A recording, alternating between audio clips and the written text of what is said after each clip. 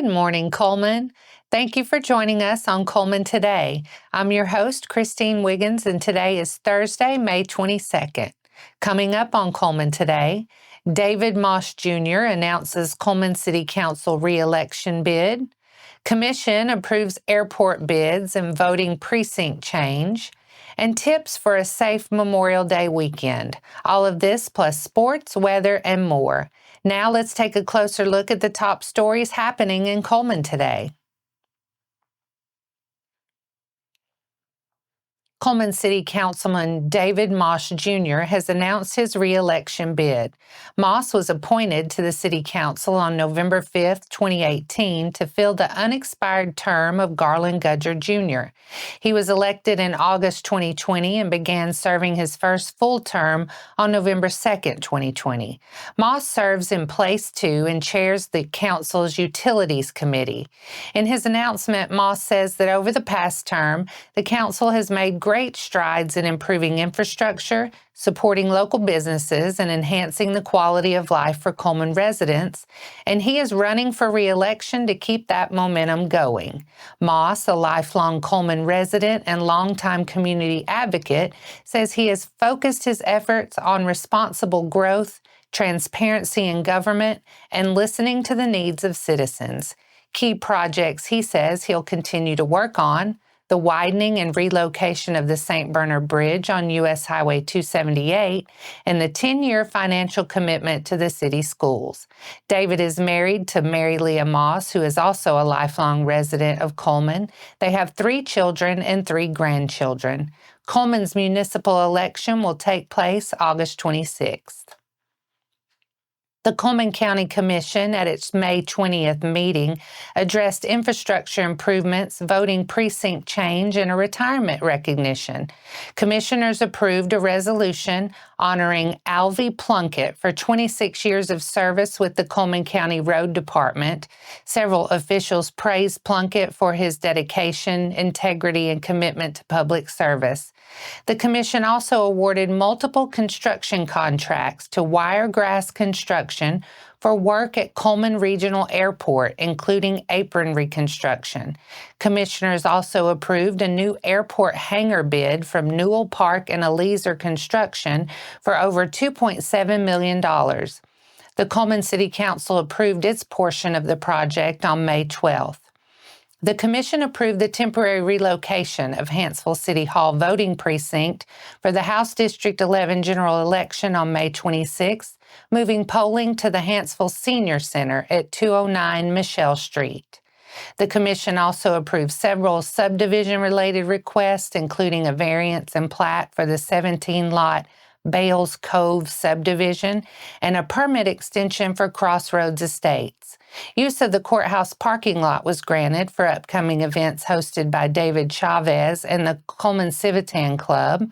The Commission also approved a $24,000 cleaning contract and over $12,000 network switch purchase and finalized fiscal year 2024 tax settlements. Additional actions included approving road access plans for Rock the South, moving the Commission on Aging's account to Premier Bank, and reappointing Mitch Duke to the Walter Authority Board. The next work session will be held on Tuesday, June 17th at 4 p.m., with a meeting to follow at 6. Both will be in the Commission meeting room at the Cullman County Courthouse. Memorial Day weekend is just days away, and local law enforcement is providing tips for summer safety. Cullman County Sheriff Matt Gentry said his department wants everyone to practice safety at all times. When traveling, expect heavy traffic and plan ahead. Buckle up, obey speed limits, and never drive under the influence. If you're heading to the lake or pools, always wear a life jacket when boating. Watch children closely and avoid swimming alone. Remember, alcohol and water-related activities don't mix. Whether hiking, camping, or enjoying the outdoors, stay hydrated, wear sunscreen, and be mindful of heat-related illnesses. And know the signs of heat exhaustion so you can act quickly if needed. And large gatherings can be fun, but require vigilance. Stay aware of your surroundings, keep valuables secure, and report suspicious activity to law enforcement. Gentry asks that if you witness anything concerning or need assistance, reach out. Cullman Police Chief Joey Duncan said as we head into Memorial Day weekend, safety remains his department's top priority. While Duncan shared that you should enjoy time with your friends and family, he also cautioned it's important to remember that alcohol and safety don't mix. He says that he asks that you drink responsibly, stay hydrated, know your limits, and do not drive. Make a plan. Call a ride, designate a sober driver, or hand over your keys. The Cullman Police Department will have additional officers on patrol throughout the city on Memorial Day. And those are the top stories in Cullman today. Coming up, Wallace State splits first two matchups at the NJCAA World Series. Sports is next. I'm Lieutenant Chad Whaley with the Cullman County Sheriff's Office, and it's my pleasure to announce two upcoming firearm familiarization classes that we'll be hosting for the general public. With springtime here and summer quickly approaching, we know just how valuable everybody's time is. Because of that, we've decided to offer two trainings. The first will take place on May 20th. The second will be the following Thursday on May 29th. Both classes will take place from 4 p.m. to 7 p.m. at our shooting range, which is located off of County Road 122. Spots will be limited, so we do ask that you register. In order to register, you can simply email me at cwhaley@cullmansheriff.org. You will receive one-on-one instruction from our deputies and firearms instructors that will teach you how to safely and effectively use and care for your firearms. From the Cullman County Sheriff's Office, we just want to say thank you for continuing to make Cullman County special, and we look forward to seeing you there.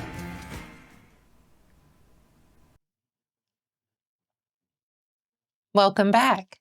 The Wallace State Lions are in Arizona this week, competing in this year's NJCAA Division I Softball World Series, and they split their opening matchups on Monday and Wednesday.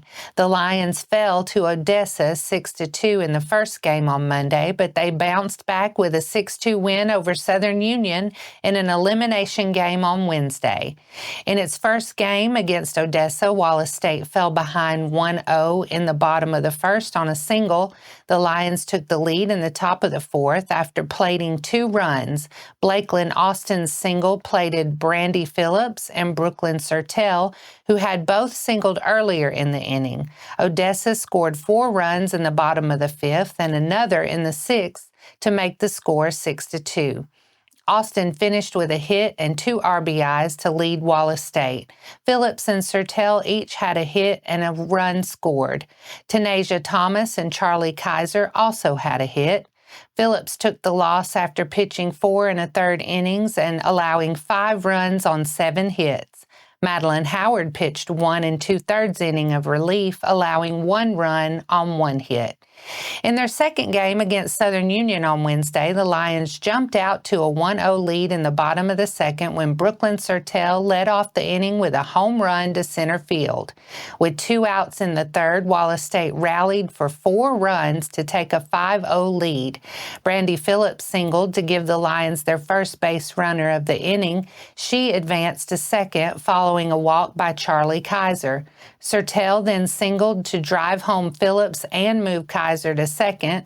On the next pitch, Blakelyn Austin homered to bring home Kaiser and Sertel for the 5-0 lead. Southern Union cut into the lead with a run in the top of the fifth to make the score 5-1. The Lions responded with a run in the bottom of the fifth when Austin singled to left drove home Phillips, who had singled earlier in the inning. The Lady Bison put another run on the board in the sixth, but could get no closer in the 6-2 loss. Austin led Wallace State at the plate with 2 hits, including a home run, 2 RBIs, and a run scored. Sertel added 2 hits, 2 RBIs, and 2 runs scored, while Phillips had 2 hits and 2 runs scored. Kaiser added a hit and a run scored. Madeline Howard picked up the win after pitching 5 1/3 innings, allowing 2 runs on 4 hits, and Phillips pitched 1 2/3 innings of hitless and scoreless relief while striking out 4.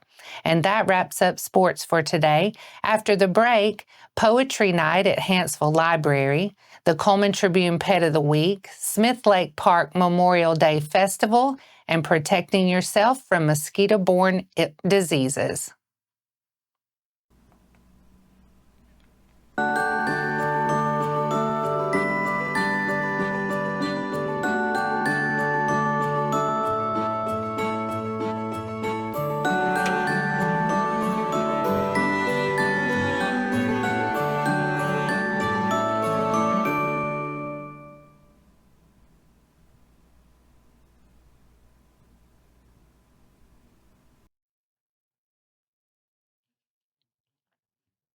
Welcome back.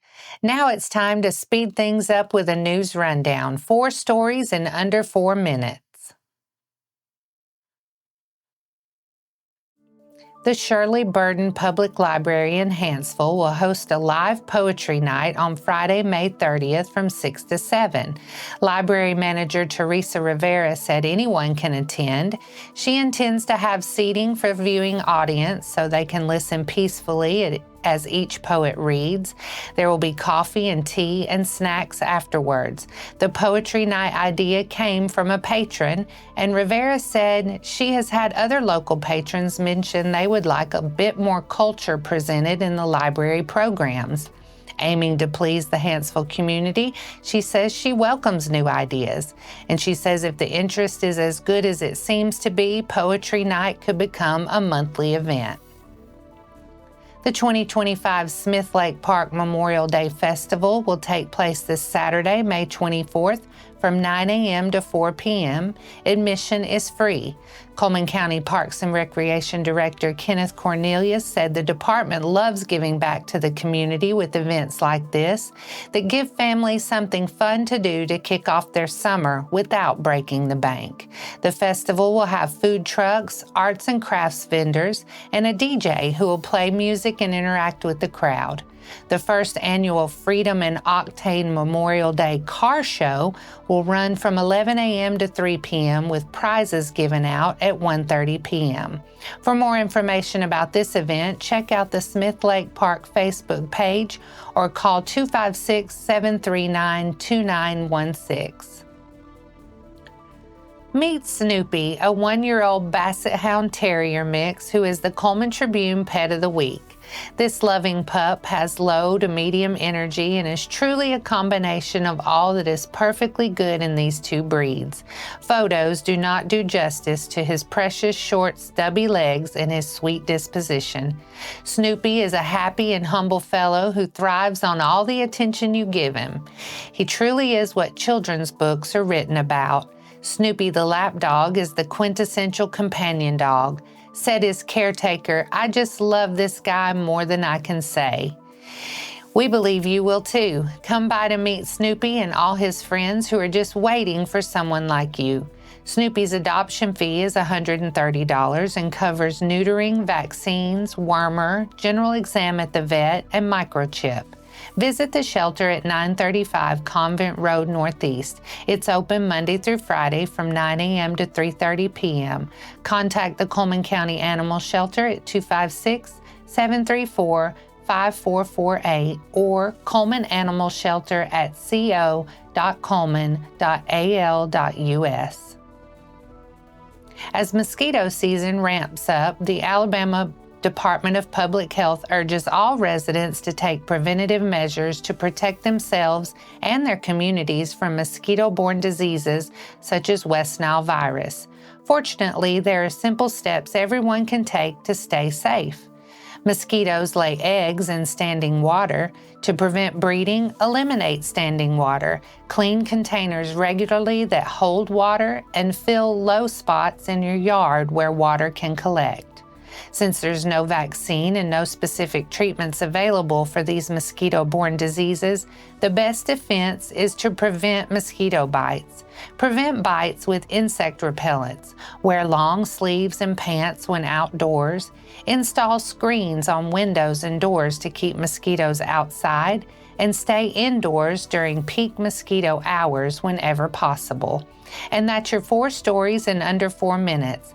Now for a quick break before we look at the weather ahead and pay our respects with obituaries. I'll be right back after this quick message.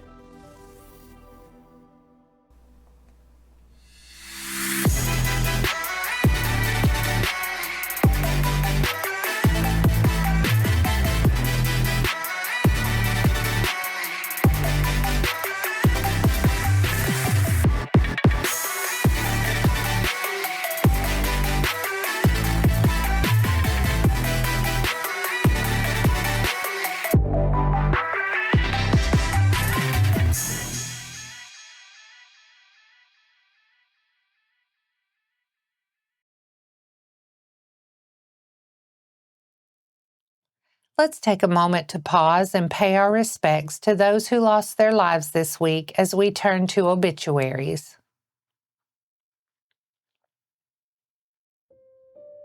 Funeral services for Wileen Yeager McGukin, 95, of Cullman will be at 2 p.m. Saturday, May 24th at Cullman Funeral Home Chapel with interment in Concord Cemetery. The family will receive friends at the funeral home from noon to 2 p.m. before the service. Martha Nell Wildman, 94, of Decatur, passed away on Tuesday, May 20th. No services are planned at this time. Henry James Twitty Sr., 84, of Colony, passed away on Monday, May 19th. Visitation will be held Friday, May 23rd from 5:30 to 8:30 p.m. at Moss Service Funeral Home Chapel. The funeral service will occur on Saturday, May 24th at 1 p.m. at Moss Service Funeral Home Chapel. The interment will follow at Bethsaida Baptist Cemetery.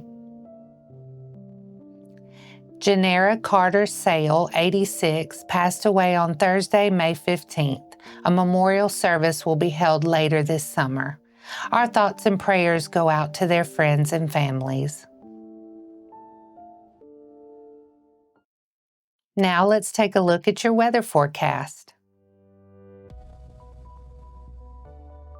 Today will be sunny with a high near 80. Tonight, partly cloudy with a low around 55. We'll see a sunny start to the weekend on Friday with a high near 75 and a low around 54. That wraps up today's edition of Cullman Today.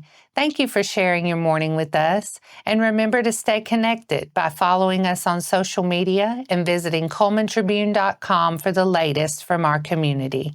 We'll see you bright and early tomorrow morning at 6:30 a.m. I'm Christine Wiggins with Cullman Today. Have a wonderful day, Cullman.